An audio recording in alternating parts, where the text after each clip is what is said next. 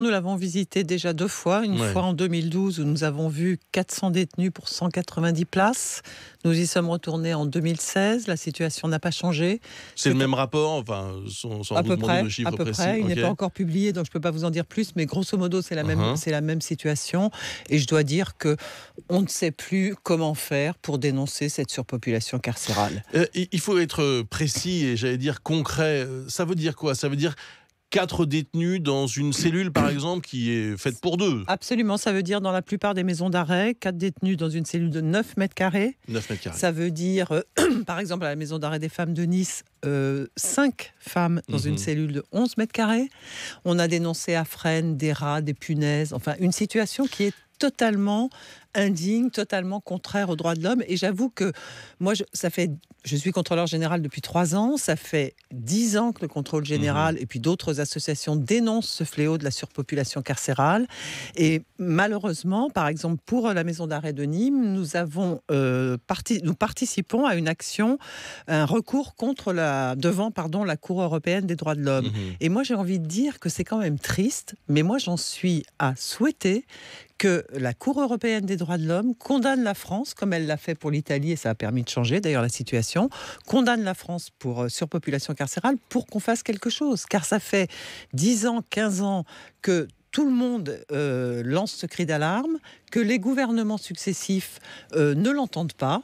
Et on ne sait plus comment faire pour dire que ça n'est pas possible, qu'on incarcère toujours trop. La France est quand même le seul pays d'Europe où le nombre de détenus augmente. Ça n'est pas le seul pays où les prisons sont surpeuplées, mais c'est le seul pays où les détenus continuent à augmenter. On est en début de quinquennat. Je ne sais pas comment faire. Moi, j'ai vu la garde des Sceaux. Je vais rencontrer le président de la République.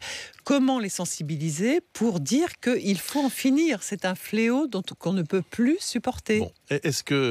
Est-ce que l'opinion joue un rôle dans cette affaire? Est-ce que on peut dire que finalement les gouvernements ne bougent pas ou pas assez parce que l'opinion ne comprend pas Absolument. Alors, ces sujets? Il y a 2 choses. Et ne veut pas voir, peut-être. Voilà, et ne veut C'est pas toujours voir. un miroir qu'on n'a pas envie de voir. Voilà, les c'est ce que prisons. j'allais dire. Je crois que l'opinion, elle n'est pas vraiment au courant de ce qui se passe dans les prisons. Mais par ailleurs, il est vrai, et c'est renforcé par le contexte actuel que nous connaissons malheureusement depuis 3 ans, l'opinion est en demande de sanctions, l'opinion semble vouloir être protégée. C'est pour ça que moi j'attire l'attention des gouvernants et de l'actuel gouvernement sur le fait que tant qu'il n'y aura pas un vrai courage politique pour aller, si besoin, à revers de l'opinion publique, on ne changera pas. Quand Badinter a pris un certain nombre de mesures, a introduit les télévisions dans les cellules, a décidé de supprimer la peine de mort, il allègue contre l'opinion publique. Tant que les gouvernements n'auront pas ce courage-là, eh bien, on continuera. Et je vais vous donner simplement un chiffre pour montrer que les choses vont très mal. Depuis 25 ans, on a doublé le nombre de places de prison. Il y a 25 ans, il y avait 30 000 places de prison. On est à 60 000, avec 70 000 détenus, 10 000 de plus. Donc ça prouve bien que construire des places de prison ne sert à rien.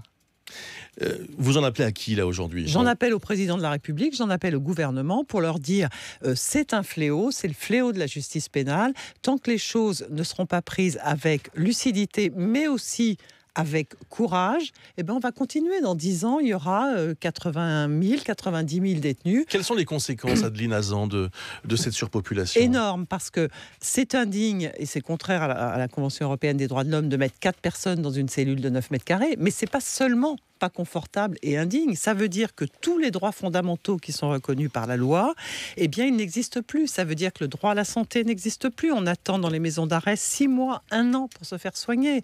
Ça veut dire qu'on ne peut pas voir sa famille correctement parce que les parloirs, ils sont configurés pour 300 détenus quand il y en a 600.